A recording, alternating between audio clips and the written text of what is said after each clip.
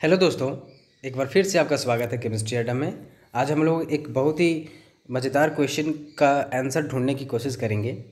हम लोग जानेंगे कि एटम्स कंबाइन क्यों करते हैं, कोई एटम किसी दूसरे एटम से कंबाइन करना क्यों पसंद करता है, और कुछ ऐसे भी हमारे पास एटम्स हैं जो कंबाइन करना नहीं पसंद करते किसी दूसरे एटम के साथ से, और वो अकेला रहना पसंद करते हैं। अर्थात उनका एक फ्री एग्जिस्टेंस होता है, स्वतंत्र रूप उनका होता है इस एटमॉस्फेयर में। लेकिन कुछ एटम्स का स्वतंत्र रूप आपको देखने को नहीं मिलता है। तो ऐसा क्यों है? बचपन से ही हमारे मन में यह सवाल उठता रहता है, लेकिन इनके जवाब हमें अच्छे से नहीं मिल पाते हैं। आज मैं इनके जवाब आपको कोशिश करूँगा अच्छे से देने के लिए। तो हम लोग एक सबसे पहले छोटा एग्जाम्पल लेते हैं। हमारे पास हाइड्रोजन एटम है, इसका एटॉमिक नंबर 1 है। बारीक कक्षा में इसका 1 इलेक्ट्रॉन है। इलेक्ट्रॉनिक कन्फिगरेशन 1s1 होगा और बारीक कक्षा में इसका 1 इलेक्ट्रॉन होता है। अब हम सभी जानते हैं कि हाइड्रोजन के पास एटॉमिक नंबर चूँकि 1 है, तो इसमें प्रोटॉन की संख्या भी 1 होगी और इलेक्ट्रॉन की संख्या भी 1 होगी, लेकिन इसमें न्यूट्रॉन की संख्या 0 होती है। तो ये हमारा न्यूक्लियस हो गया। यहाँ पे एक प्रोटॉन होगा और इसके चारों तरफ इलेक्ट्रॉन के पाए जाने की संभावना हर जगह रहेगी। हम लोगों ने ऑलरेडी देख चुका है कि एक इलेक्ट्रॉन जो है वो इसके चारों तरफ रिवॉल्व करता रहेगा एक पर्टिकुलर एनर्जी लेवल में। तो ये एक इलेक्ट्रॉन, वास्तव में ये एक ही इलेक्ट्रॉन है जो अलग अलग जगह पे, अलग अलग टाइम पे, अलग अलग जगह पे मिल रहा है हमें। तो ये हाइड्रोजन का एक मॉलिक्यूल हुआ हमारे पास। ये अपने अभी लोवेस्ट एनर्जी स्टेट में है। हम सभी जानते हैं ग्राउंड स्टेट में अभी अवेलेबल होता है। जब हम इसके ऊपर एनर्जी सप्लाई करते हैं तब ये हाई एनर्जी स्टेट में जाता है। ये चीज़ हम लोग देख चुके हैं। अब होता क्या है, अगर इस स्पीसीज़ को, या कोई भी दुनिया का कोई भी स्पीसीज़ हो, एटम हो, मॉलिक्यूल हो, कंपाउंड हो, कोई भी स्पीसीज़ हो, अगर उसके पास चांसेस हैं कि वो लोअर, उससे भी और लोअर एनर्जी स्टेट में जा सकता है जहाँ पर अभी वो है, तो वो ज़रूर जाएगा। क्योंकि लो एनर्जी मतलब हायर स्टेबिलिटी, मतलब स्टेबिलिटी। जितना ज़्यादा कम एनर्जी किसी स्पीसीज़ का रहेगा वो उतना ज़्यादा स्टेबल होता है। एग्जाम्पल के तौर पर समझते हैं, जो इंसान या जो मान लेते हैं कुत्ता बहुत दिन से नहीं खाया है, तो उस कुत्ते में बहुत ही लेजीनेस आ जाएगी। वो वहीं का वहीं पड़ा रहेगा, किसी तरह का मूवमेंट नहीं शो करेगा। लेकिन अगर तुरंत उसको अगर खाना मिल जाए भरपूर पेट भर के, तो वो खाना खा लेगा, हाईली एनर्जेटिक हो जाएगा। अब वो उछल कूद शुरू कर देगा। तो मतलब ज़्यादा अनस्टेबल हो गया। उछल कूद करना मतलब अनस्टेबल हो गया। तो जितनी लो एनर्जी उतना ज़्यादा स्टेबिलिटी। ये ध्यान रखेंगे बात को। जितनी ज़्यादा हाई एनर्जी, अगर ज़्यादा एनर्जी है मतलब वो हाईली अनस्टेबल है। तो इस चीज़ को आप ध्यान रखेंगे पहली बात। तो ये हमारे पास हाइड्रोजन का एक एटम है जिसमें हम लोगों ने देखा कि वो अपने ग्राउंड स्टेट में अभी अवेलेबल है। लेकिन अगर इससे भी कम एनर्जी मिलेगी, रहने की चांसेस इसको मिलेंगे कि हम इसको कम एनर्जी और रहने के अवसर मिल रहे हैं से, तो वो वहाँ रहना पसंद करेगा। तो होता क्या है कि हमारे पास एक और हाइड्रोजन का स्पीसीज इसी तरह से होगा। उसमें एक प्रोटॉन होगा और बाहर में इलेक्ट्रॉन्स क्या हो रहे होंगे, घूम रहे होंगे। किसी भी समय कहीं भी मिल सकते हैं हमें। न्यूक्लियस के चारों तरफ एक इलेक्ट्रॉन यहाँ घूम रहा है। अब क्या होगा कि जब दो हाइड्रोजन के स्पीसीज धीरे धीरे नज़दीक आएंगे, ये भी इसके तरफ आ रहा है और ये भी इसके तरफ आ रहा है, तो यहाँ पर इलेक्ट्रॉन है, यहाँ पर भी इलेक्ट्रॉन है। इलेक्ट्रॉन दोनों नेगेटिवली चार्ज हैं, तो दोनों के बीच में क्या होगा, रिपल्सन। दोनों एक दूसरे को धकेलेंगे। लेकिन रिपल्सन के अलावा भी हमें और भी तरह के इंटरेक्शन देखने होंगे। होगा क्या कि हमारा ये न्यूक्लियस, इसका वाला इलेक्ट्रॉन जो है, इसको हाइड्रोजन 2 मान लेते हैं, इसको हाइड्रोजन 1 मान लेते हैं। तो वो हाइड्रोजन 1 का जो प्रोटॉन है हाइड्रोजन 2 के इलेक्ट्रॉन को अट्रैक्ट करेगा अपनी तरफ। सेम उसी तरह से हाइड्रोजन 2 का जो प्रोटॉन है वो हाइड्रोजन 1 के इलेक्ट्रॉन को अपनी तरफ अट्रैक्ट करेगा। तो यहाँ रिपल्सन अट्रैक्शन दोनों क्रियाएँ होती चलती चलेंगी। तो ओवरऑल कोई चीज़ कंबाइन करेगा या नहीं करेगा डिपेंड करता है एनर्जी पर। अगर कोई दो चीज़ मिलने के बाद एनर्जी घटती है सिस्टम की, तो वो चीज़ होना ज़्यादा फेवरेबल होगा। लेकिन अगर दो चीज़ कंबाइन करने के बाद एनर्जी बढ़ जाती है, तो वो चीज़ें कभी भी नहीं होती हैं। हमेशा सिस्टम को लोअर एनर्जी स्टेट में ही होना पड़ता है। तो एक्सपेरिमेंटली क्वांटम मैकेनिक्स और क्वांटम मैकेनिक्स में कैलकुलेशंस किए गए, सोलिंजर वेव इक्वेशन का इस्तेमाल करके एनर्जी कैलकुलेट की गई हाइड्रोजन स्पीसीज़ का। जब ये दोनों आपस में कैलकुलेट किए, दोनों की एनर्जी को कैलकुलेट किया गया कि कितना डिस्टेंस पे इन दोनों का मैक्सिमम एनर्जी है और किस डिस्टेंस पे इन दोनों की सबसे लोवेस्ट एनर्जी होगी। तो इन दोनों के बीच में कैलकुलेशंस बहुत हुए क्वांटम मैकेनिक्स के जरिए, हालांकि आपको इस लेवल में पढ़ना नहीं है। क्वांटम मैकेनिक्स और सोलिंजर वेव इक्वेशन का यूज़ करना आपको नहीं जानना है। आपको सिर्फ इतना जानना है कि इन दोनों स्पीसीज़ के बीच में जो इलेक्ट्रॉन्स प्रोटॉन्स हैं उनके बीच में बहुत सारे इंटरेक्शंस हो रहे हैं। अगर 2 इलेक्ट्रॉन्स रहते, 3 इलेक्ट्रॉन्स रहते तो और ज़्यादा मल्टी इलेक्ट्रॉन इंटरेक्शंस होते, और उनके बीच में ओवरऑल हम लोग एनर्जी कैलकुलेट करते हैं कि इलेक्ट्रॉन की पोटेंशियल एनर्जी, प्रोटॉन की पोटेंशियल एनर्जी कितनी है, इलेक्ट्रॉन की एनर्जी कितनी है और काइनेटिक एनर्जी कितनी है। तो ओवरऑल जो एनर्जी हमारे पास आती है, अगर सिस्टम की पोटेंशियल एनर्जी डिक्रीज़ कर रही है तो हम लोग कहते हैं कि सिस्टम अस्टेबल है। अगर पोटेंशियल एनर्जी इंक्रीज़ कर जाती है दोनों के कम्बिनेशन से तो हम कहते हैं कि सिस्टम अनस्टेबल है और वो रहना उसमें पसंद नहीं करेगा। अब हमारे पास ये है कि सर ये हमेशा अगर और नज़दीक आ जाएगा, आप समझ सकते हैं कि ये धीरे धीरे और इसके नज़दीक सरता चला जाएगा। तो एक तो इलेक्ट्रॉन के बीच रिपल्सन था, अब धीरे धीरे प्रोटॉन और प्रोटॉन के बीच में भी न्यूक्लियस रिपल्सन होना शुरू हो जाएगा, क्योंकि ये भी पॉजिटिव है हमारा, ये भी पॉजिटिव है। तो ज़्यादा नज़दीक भी नहीं रह सकता और ज़्यादा दूर भी नहीं रह सकता। एक कोई बीच का डिस्टेंस होगा फेवरेबल, जिसको हम लोग आइडियल मान सकते हैं, वहाँ पर ये दोनों स्पेसीज एक जगह पे खड़े रहेंगे और दोनों के बीच में इंटरेक्शन चलता रहेगा। इसका प्रोटॉन इसके इलेक्ट्रॉन को, इसका प्रोटॉन इसके इलेक्ट्रॉन को खींचता रहेगा और दोनों के बीच में एक तरह का फोर्स ऑफ अट्रैक्शन कायम होगा। ओवरऑल फोर्स ऑफ अट्रैक्शन लगेगा, क्योंकि रिपल्सन लगेगा तो एक दूसरे को धक्का देंगे, तो ओवरऑल एनर्जी जो है वो कम होने वाली है सिस्टम की, और इस तरह से हाइड्रोजन मॉलिक्यूल का फॉर्मेशन होगा। तो ये पाया गया कि अकेला जो हमारा हाइड्रोजन का एटम है, जितनी उसके पास पोटेंशियल एनर्जी है उससे कम एनर्जी हमारा H2 मॉलिक्यूल का रहता है। तो दैट्स वाई जो हमारा हाइड्रोजन एटम है वो H में एग्जिस्ट नहीं करता। अकेला H आप नहीं देखते होंगे, आप हमेशा देखते होंगे H2, ना ही H4 देखते होंगे आप, ना ही H5 या ना ही H3, आपको H2 ही दिखाई देता है, क्योंकि H2 के केस में ही सिस्टम की एनर्जी लो हो जाती है, पोटेंशियल एनर्जी ओवरऑल जो होती है वो लो हो जाती है। ये सब कैलकुलेशन हमें नहीं करनी है, ये क्वांटम मैकेनिक्स से आया है। अब इसे हम लोग ग्राफिकली समझते हैं कि क्या हुआ था। ये ग्राफिकल रिप्रेजेंटेशन है, आप समझ सकते हैं कि ये हमारा एक हाइड्रोजन एटम है, ये दूसरा हाइड्रोजन एटम है। जब ये दोनों कुछ डिस्टेंस पर थे, उनकी एनर्जी यहाँ पे कुछ है, धीरे धीरे ये आपस में नज़दीक आते गए, उनकी एनर्जी धीरे धीरे कम होती गई और नज़दीक आते गए, उनकी एनर्जी बहुत ही लोवेस्ट हो गई। लगभग 0.74 एंगस्ट्रॉम पे हाइड्रोजन के बीच का डिस्टेंस जब रहता है तो इन दोनों की जो बीच की जो एनर्जी है, इस सिस्टम की जो टोटल एनर्जी है वो सबसे लोवेस्ट स्टेट में होती है, सबसे लोअर एनर्जी होती है। जैसे जैसे और अगर ये दोनों नज़दीक आ गए, दोनों एकदम एक दूसरे के नज़दीक पूरा सट गए हैं, तो ये दोनों के बीच में हाई रिपल्सन होगा, इलेक्ट्रॉन के बीच में और प्रोटॉन के बीच में हाई रिपल्सन होगा, जिससे सिस्टम की एनर्जी और बढ़ जाएगी। दोनों एक दूसरे को धक्का देंगे और एनर्जी आप देख रहे हैं कि यहाँ से बढ़ना शुरू हो गया। तो जब दूर थे तब पर भी एनर्जी हमारी थोड़ी ज़्यादा थी, जब और नज़दीक आ गए तब पर भी एनर्जी बहुत ज़्यादा थी। लेकिन एक जब आइडियल सिचुएशन आया, एक आदर्श हमारे पास कंडीशन आया, जिसमें क्या हुआ कि दोनों एक दूसरे के बीच में इंटरेक्शन शो कर रहे हैं और दोनों एक दूसरे का इलेक्ट्रॉन का साझा करने लगते हैं। दोनों का इलेक्ट्रॉन क्लाउड एक दूसरे पर ओवरलैप कर जाता है और एक पार्टिकुलर एक फिक्स डिस्टेंस पर दोनों स्टेबल रहना पसंद करने लगते हैं, और वो डिस्टेंस हमारा 0.74 एंगस्ट्रॉम होता है। इस दूरी पर जो H2 मॉलिक्यूल का जो एनर्जी है वो सबसे लोवेस्ट होती है और इसीलिए वो अस्टेबल होता है।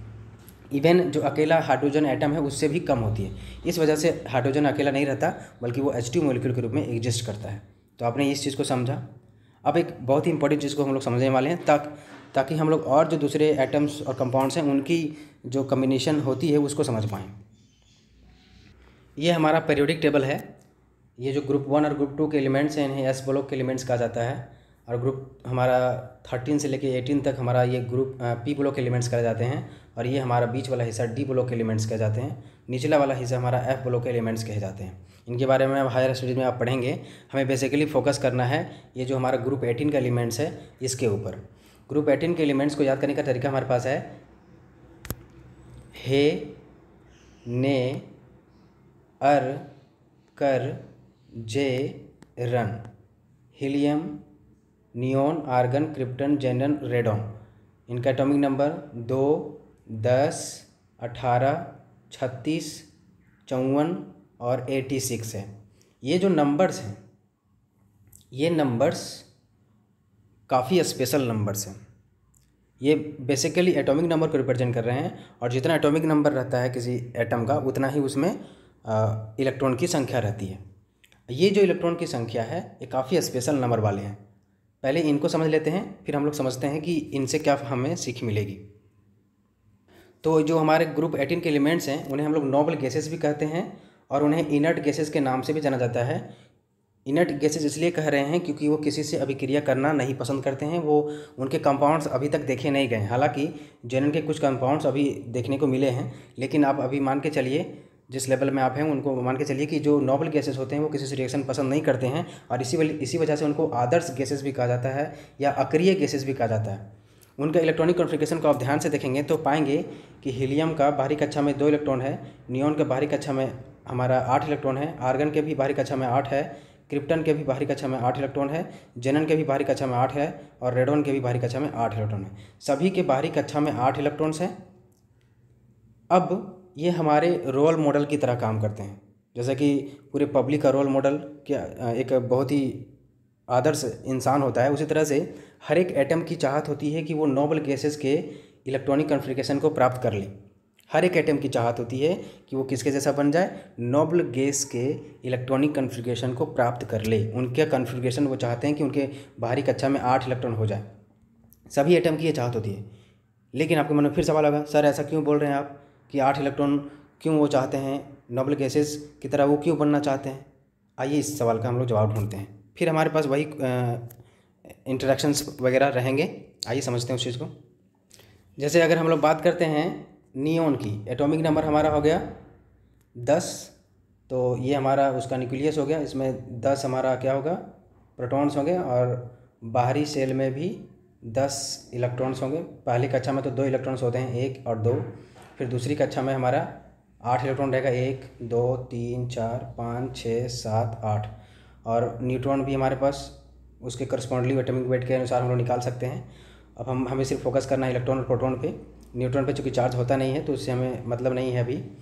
और उसी तरह से हमारे पास अगर मान लेते हैं एक और न्यूट्रॉन ले लेते हैं, तो हमारे पास बीच में हमारे पास 10 प्रोटॉन रहेगा और पहली कक्षा में 2 इलेक्ट्रॉन्स और रहेंगे और दूसरी कक्षा में फिर 8 इलेक्ट्रॉन्स रहेंगे। अब क्या होता है, अगर हम मान लेते हैं कि नियॉन और नियॉन आपस में मान लेते हैं कम्युनिकेशन करना चाहते हैं, या कोई भी नियॉन और दूसरा जो एटम है उसके बीच में कम्युनिकेशन मान लेते हैं, तो होता क्या है बेसिकली आप देख सकते हैं कि नियॉन के बाहरी सेल में बहुत सारे इलेक्ट्रॉन्स पड़े हैं। इसका इलेक्ट्रॉनिक कॉन्फ़िगरेशन लिखेंगे तो 2 8 आएगा, यहाँ भी 2 8, बाहरी कक्षा में 8 8 इलेक्ट्रॉन्स पड़े हैं। तो इलेक्ट्रॉन इसके इलेक्ट्रॉन से इंटरेक्शन होगा, 10 इलेक्ट्रॉन्स हैं तो अलग तरह बहुत ही सैकड़ों इंटरेक्शंस देखने को मिलेंगे। उसी तरह से इसका न्यूक्लियस और इसके न्यूक्लियस में इंटरेक्शन देखने को मिलेगा, इसका न्यूक्लियस और इसके इलेक्ट्रॉन में इंटरेक्शन देखने को मिलेगा, इसके न्यूक्लियस और इसके इलेक्ट्रॉन में इंटरेक्शन देखने को मिलेगा। मतलब हज़ारों सैकड़ों हमें इंटरेक्शंस देखने को मिलेंगे। लेकिन बस डिपेंड करता है कि एनर्जी सिस्टम की ओवरऑल कम हो रही है कि बढ़ रही है। तो एक्सपेरिमेंटली क्वांटम मैकेनिक्स और सोलेंजर वेव इक्वेशन का यूज़ करके ये पाया गया है कि ओवरऑल जो सिस्टम की एनर्जी है वो ऑलरेडी बहुत ही कम है, और अगर इस तरह का इंटरेक्शन होता है तो इससे एनर्जी घटती नहीं बल्कि बढ़ ही जाती है। तो देखा गया कि ये जो नंबर्स हमारे पास हैं नोबल गैसेस के, ये जो नंबर्स हमारे बाहरी सेल में 8 8 8 सभी के केस में वो काफ़ी यूनिक है, काफ़ी स्पेशल है। अगर किसी भी एटम के बाहरी सेल में 8 इलेक्ट्रॉन्स रहते हैं तो ऐसा पाया गया है कि जो सिस्टम की एनर्जी है वो काफ़ी लोवेस्ट रहती है, और इस वजह से जो हमारे नोबल गैसेस हैं वो किसी से रिएक्शन करना पसंद नहीं करते हैं, वो हमेशा स्टेबल उसी रूप में रहते हैं। और यही वजह है कि वो स्वतंत्र रूप में पाए जाते हैं, क्योंकि उस केस में उनकी जो ओवरऑल एनर्जी होती है वो ऑलरेडी बहुत ही कम होती है, लोवेस्ट एनर्जी स्टेट में रहते हैं, और इतने लोवेस्ट एनर्जी स्टेट में रहते हैं कि वो किसी से कंबाइन करने की हालत में नहीं हो पाते हैं, और ज़्यादा लोवेस्ट उनका पॉसिबल एनर्जी संभव नहीं हो पाता है। अगर हम हीलियम की बात करें तो ये अपना डुप्लेट पूरा करते हैं, ये डुप्लेट में ही खुश रहते हैं, ये हमारा डुप्लेट होता है। तो बाकी केसेस में हमें ऑक्टेट देखते हैं, 8 इलेक्ट्रॉन चूँकि पूरा करना रहता है तो वो ऑक्टेट पूरा करना रहता है। तो अब आपको समझ में आया होगा कि कोई एटम क्यों चाहता है कि अपना बाहरी कक्षा में 8 इलेक्ट्रॉन रखे, क्योंकि उस केस में उस पूरे सिस्टम की ऑलरेडी एनर्जी जो कि पोटेंशियल एनर्जी जिसको हम लोग कह रहे हैं वो सबसे लोवेस्ट एनर्जी स्टेट में रहेगी, सबसे लोअर एनर्जी रहेगी पोटेंशियल एनर्जी। और इसलिए कोई भी एटम चाहता है कि उसके बाहरी कक्षा में कितने इलेक्ट्रॉन्स हो, 8 इलेक्ट्रॉन्स हो, यानी कि वो ऑक्टेट रूल को फॉलो करना चाहते हैं। अब हम लोग आते हैं फिर से दोबारा पीरियोडिक टेबल पे। जैसे कि हमारे पास हाइड्रोजन है, लिथियम है, सोडियम है, पोटेशियम है, इसके बाहरी कक्षा में 1 इलेक्ट्रॉन्स है, तो ये चाहता कि अपना हम बाहरी कक्षा में 8 इलेक्ट्रॉन हम लोग पूरा कर लें। अगर हम सोडियम की बात करें तो इसका इलेक्ट्रॉनिक कॉन्फ़िगरेशन 281 हुआ। बाहरी कक्षा में एक इलेक्ट्रॉन है, ये चाहता क्या है कि यहाँ पे हमारा 8 इलेक्ट्रॉन हो जाए। इसके लिए दो रास्ते हैं, या तो 7 ले ले इलेक्ट्रॉन, या तो एक इलेक्ट्रॉन इसको ये फटाफट दे दे। तो आप समझ सकते हैं कि 7 लेना आसान है या एक देना आसान है। तो ऑब्वियस बात है कि एक देगा तो बहुत ही अच्छी बात है। 7 इलेक्ट्रॉन किसी से निकालना फिर इसमें डालना बड़ा मतलब डिफ़िकल्ट वर्क है।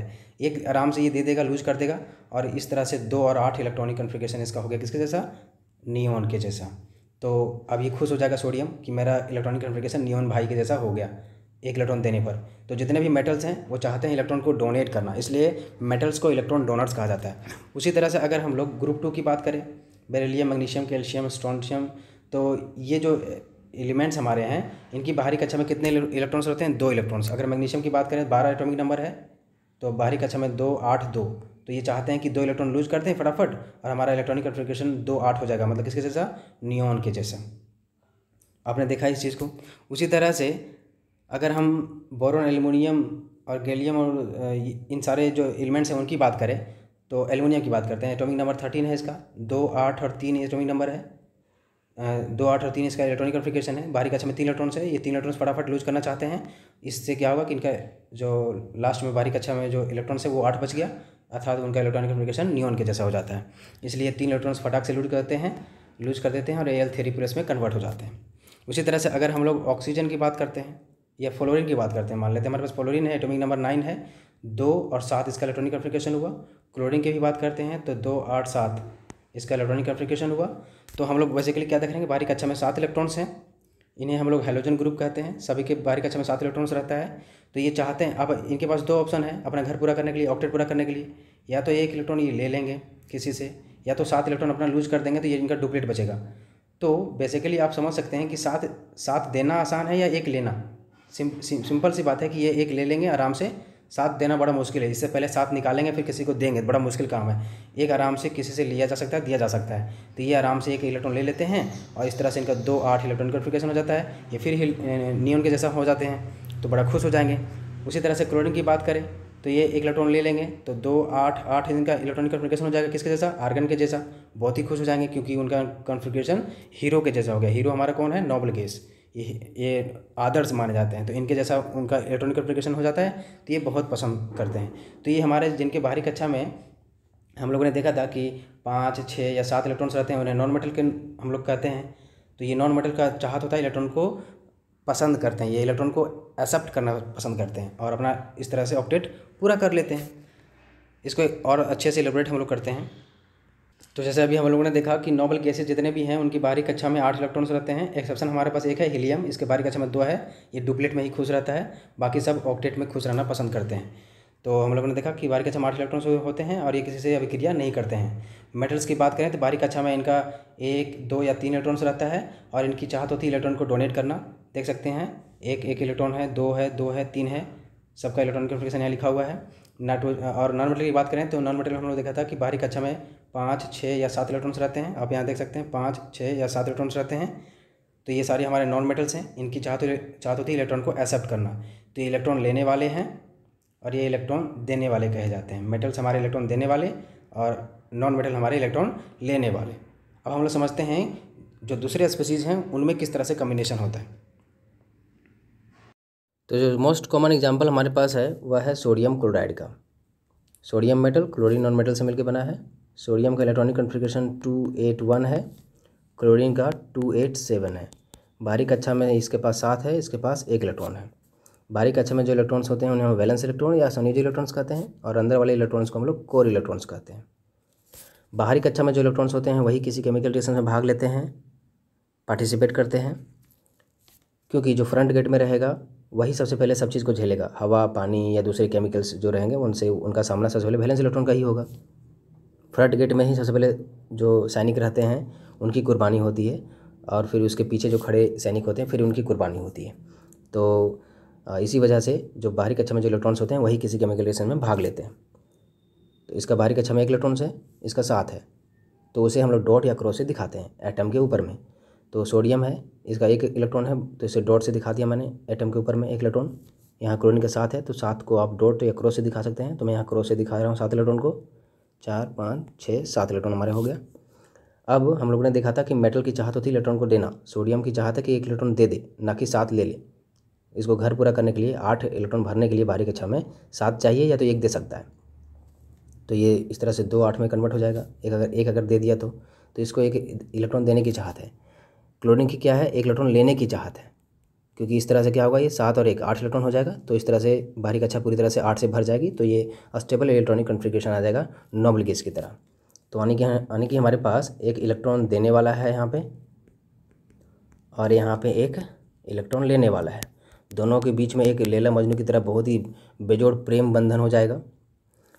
एक देने वाला एक लेने वाला, दोनों चाहेंगे आ जाओ आ जाओ आ जाओ, हम दुख में हैं तुम भी दुखी में हो, आओ दोनों मिलकर एक दूसरे का दुख दूर करें। और यहाँ पे वो जो गाना है पूरी तरह से फिट बैठ जाता है।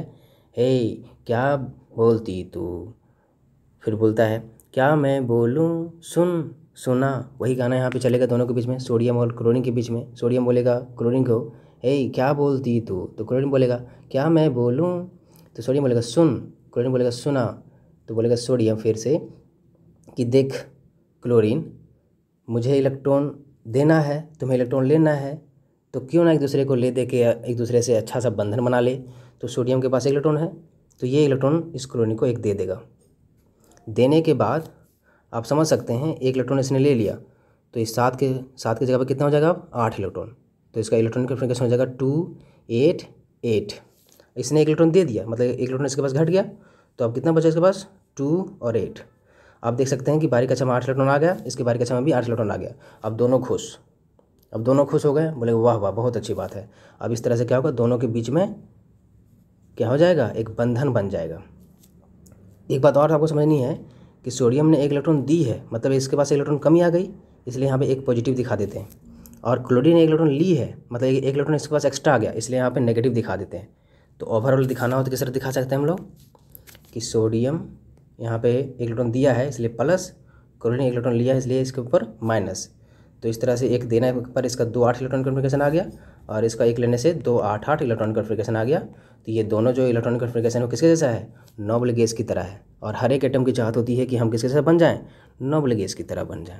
और इस वजह से ये दोनों एटम आपस में कंबाइन करके मिलेंगे, आपको अलग अलग दिखाई नहीं देंगे, क्योंकि इस केस में ही वो ये दोनों एक दूसरे से स्टेबल हो पाते हैं। अकेला रहेंगे तो स्टेबल नहीं रह पाएंगे। तो आपने समझा कि किस तरह से सोडियम क्लोराइड का फॉर्मेशन हो रहा है, किस तरह से लेन देन हो रही है दोनों के बीच में, और किस तरह से दोनों एक दूसरे के दुख को दर्द को दूर कर रहे हैं। एक एग्जांपल और लेते हैं।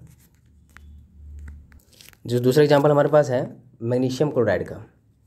तो मैग्नीशियम है हमारे पास और क्लोरीन के 2 आइटम्स हैं। मैग्नीशियम का बाहरी कक्षा में 2 8 2 इलेक्ट्रॉन है, इसका 2 8 7 है, इसका भी 2 8 7 है।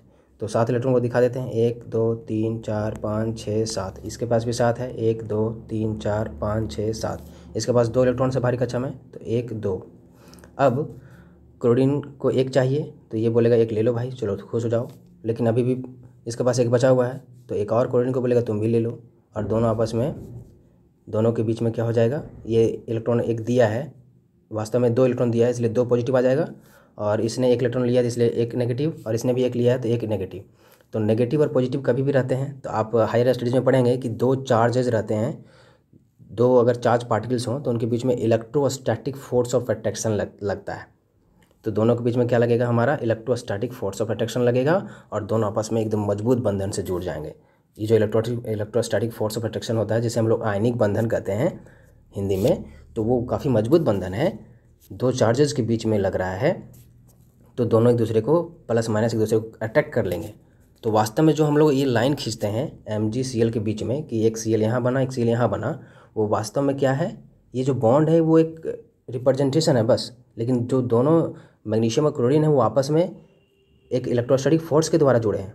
तो इस जुड़ाव को ही हम लोग एक बॉन्ड के द्वारा दिखा दिए हैं। ये दोनों क्या हैं, एक बॉन्ड के द्वारा जुड़े हुए हैं। इसलिए कभी भी अगर मेटल और नॉन मेटल रिएक्ट करते हैं तो एक इलेक्ट्रोवैलेंट बॉन्ड का फॉर्मेशन होता है, यानी कि एक इलेक्ट्रोवैलेंट कंपाउंड का फॉर्मेशन होता है, आयनिक यौगिक का फॉर्मेशन होता है। इसके बारे में हम लोग नेक्स्ट लेक्चर में सीखेंगे कि आयनिक यौगिक किस तरह से बनते हैं, अर्थात मेटल और नॉन मेटल किस तरह से रिएक्ट करते हैं, उसे हम लोग आगे लेक्चर में सीखेंगे। तो अभी बेसिकली हम लोगों ने देखा कि कोई मेटल या कोई एटम क्यों रिएक्ट करना चाहता है, ताकि अपना स्टेबिलिटी पूरा कर सके, अपना घर अपना संसार पूरा भर सके इलेक्ट्रॉन से, स्टेबल इलेक्ट्रॉनिक कॉन्फ़िगरेशन प्राप्त कर सके, ऑक्टेट रूल को फॉलो कर सके। इस वजह से कोई एटम किसी दूसरे एटम से रिएक्ट करना चाहता है और आपस में वो मिल करके रहते हैं, और यही वजह है कि दोनों आपस में रिएक्ट करेंगे और MgCl2 का फॉर्मेशन कर देंगे। तो आप कंफ्यूज ना हो, ये जो लाइन लिखी है वो वास्तव में एक काल्पनिक रिप्रेजेंटेशन है। वास्तव में ये जो क्लोरीन है 2 और मैग्नीशियम वो आपस में इलेक्ट्रोस्टैटिक फोर्स ऑफ अट्रैक्शन से जुड़े हुए हैं। तो इस जुड़ाव को ही हम लोग एक बंधन के द्वारा दिखा देते हैं, और इसी को हम लोग क्या कहते हैं, बॉन्ड के नाम से जानते हैं। इन्हीं को हम लोग बॉन्ड या बंधन के नाम से जानते हैं।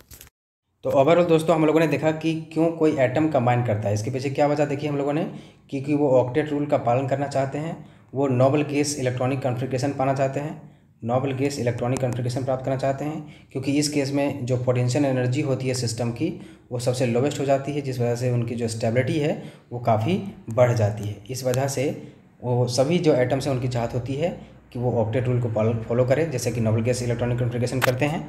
और ओवरऑल हम लोगों ने ये चीज़ देखा। नेक्स्ट वीडियो में दोस्तों हम लोग देखेंगे कि किस तरह से कोई एटम कंबाइन करता है किसी दूसरे एटम के साथ में। अभी देखा हम लोगों ने कि क्यों करता है, कल हम लोग देखेंगे कि कितने तरह के रास्ते हैं किसी एटम के पास कंबाइन करने के। आई होप आपको ये वीडियो अच्छा लगा हो। अगर ये वीडियो आपको हेल्पफुल लगा हो तो लाइक करें, कमेंट करें, शेयर करें एंड सब्सक्राइब करें। Thank you.